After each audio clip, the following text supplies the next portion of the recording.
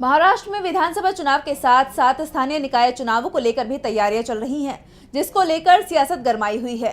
लोकसभा चुनाव में अजीत पवार के गुट सहित महायुति की पार्टियां शिवसेना और भाजपा को बड़ा झटका लगा है। उसके बाद अजीत पवार और भाजपा के बीच बढ़ती दूरी की अटकलें लगाई जा रही हैं। इस बीच अजीत पवार ने स्थानीय चुनाव को लेकर बड़ा ऐलान किया है, जो महायुति के लिए बड़ा नुकसान साबित हो सकता है। देखिए रिपोर्ट।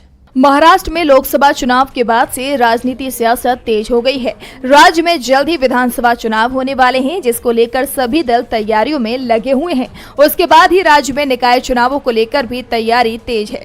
लोकसभा चुनाव के नतीजों से महायुति को बड़ा झटका लगा है, जिसके बाद से अजीत पवार और बीजेपी के बीच बढ़ती दूरी की अटकलें लगाई जा रही हैं।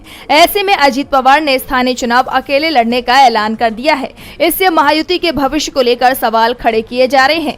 एनसीपी नेता अजीत पवार ने घोषणा की है कि उनकी पार्टी महाराष्ट्र में होने वाले निकाय चुनाव स्वतंत्र रूप से लड़ेगी। लोकसभा चुनाव में एनसीपी के खराब प्रदर्शन के बाद नेताओं और कार्यकर्ताओं की तरफ से पाला बदलने की खबरों के बीच ये ऐलान किया गया है। अजीत पवार आगामी विधानसभा चुनावों में अपनी राजनीतिक ताकत साबित करने की चुनौती का सामना कर रहे हैं, जिसके बाद से चर्चाएं तेज हो गई हैं कि महायुति में कुछ भी ठीक नहीं है।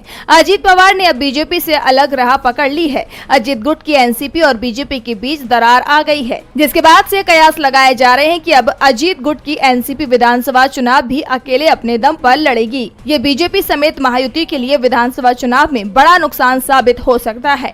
हालांकि अजीत पवार ने बताया कि वो विधानसभा चुनाव महायुति के साथ ही